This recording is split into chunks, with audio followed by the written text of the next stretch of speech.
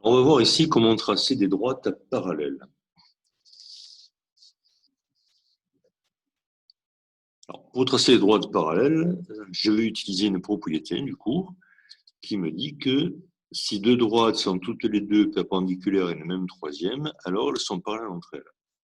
Donc, si je veux tracer des droites parallèles n'importe où ici, je place ma règle, je pose mon équerre sur la règle, un côté de l'angle droit sur la règle, l'autre côté perpendiculaire à la règle.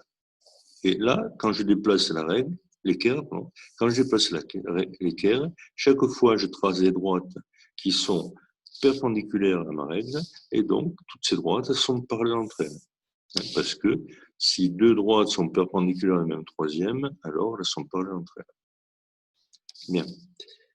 Comment vais-je utiliser ceci dans la pratique si, par exemple, on me demande de tracer la droite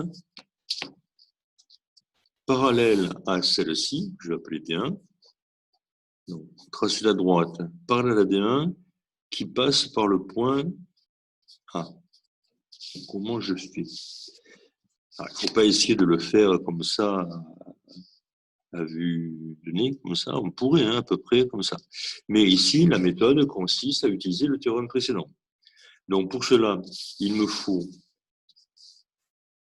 une droite perpendiculaire à D1. Donc, pour avoir une droite perpendiculaire à D1, c'est simple. Je pose l'équerre ici sur D1. L'autre côté me donne une droite perpendiculaire. Je n'ai même pas besoin de la tracer. Je peux juste prendre sa position avec la règle. Voilà. Donc, cette droite-là est perpendiculaire à D1. Eh bien, comme tout à l'heure, si je fais glisser l'équerre maintenant, toutes les droites que je vais tracer sur le deuxième côté de l'angle droit seront toutes perpendiculaires à cette droite-là. Donc, elles seront parallèles entre elles. Alors, je vais la tracer, cette droite, pour qu'on la voie. Ce n'est pas utile, mais je vais la tracer quand même. Je vais l'appeler D numéro 2. Je vais maintenant déplacer l'équerre pour tracer une droite perpendiculaire à D2, passant par 1. Ici, j'ai bien un angle droit. Et cette droite D numéro 3, elle est perpendiculaire à D2, comme la droite D1. La droite D1 et la droite D3 sont toutes les deux perpendiculaires à D2. Donc, d'après la propriété, si deux droites sont perpendiculaires à la même troisième, elles ne sont pas parallèles entre elles. Je peux donc en déduire que ces deux droites sont parallèles. Voilà. Je répète, cette droite D2, je n'aurais pas eu besoin de la tracer. J'ai simplement trouvé sa position avec l'équerre.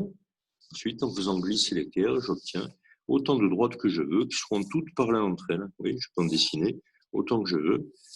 Voilà. Mais moi, ce que je voulais, c'est celle qui passait par A, donc je fais passer mon équerre par A.